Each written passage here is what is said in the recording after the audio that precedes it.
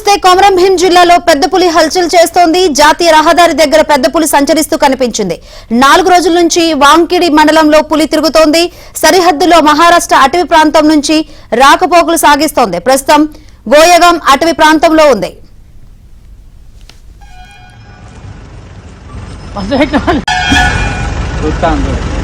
మళ్ళొకసారి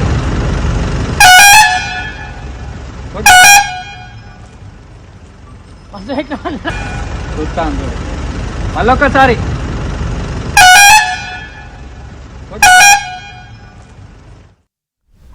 నాగోబా ఆలయం దగ్గర పెద్ద పులి రోడ్డుపై తిరుగుతున్న దృశ్యాన్ని వాహనదారులు వీడియోలు తీసి అటవీ శాఖ అధికారులకు సమాచారం ఇచ్చారు. దీంతో అటవీ సిబ్బంది ప్రజలను అప్రమత్తం చేశారు.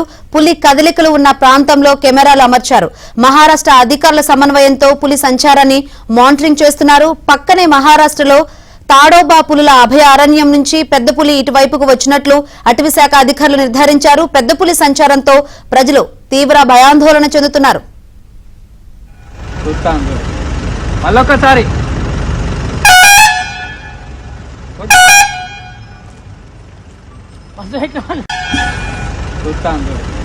మళ్ళొకసారి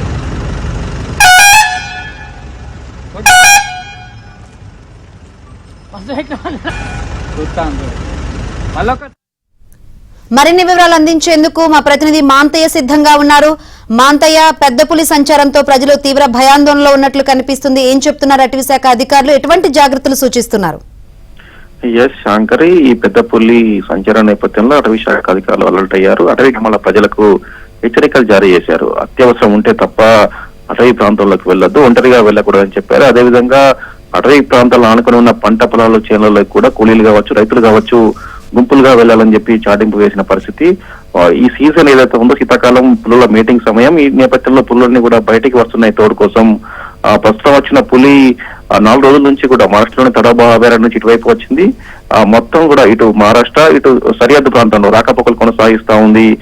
దీంతో జాతీయ రహదారి పక్కనే పులి తనకు కూడా కంటపడడంతో ఆందోళన వ్యక్తమవుతోంది. ఆ పులి సంచారం నేపథ్యంలో మహారాష్ట్రలోని అవతల వైపు రాజురా తాలూకా ఉంటుంది. ఈ రాజురా తాలూకాలో వందల సంఖ్యలో పెద్ద పులులు ఉన్నాయి. ఇవి దర్జాగా కూడా గ్రామాలకు సమీపంలో తిరుగుతూ ఉంటాయి. ఆ క్రమంలోనే ఆ పులి ఇరువైపు వచ్చినట్టు కూడా నిర్ధారించారు.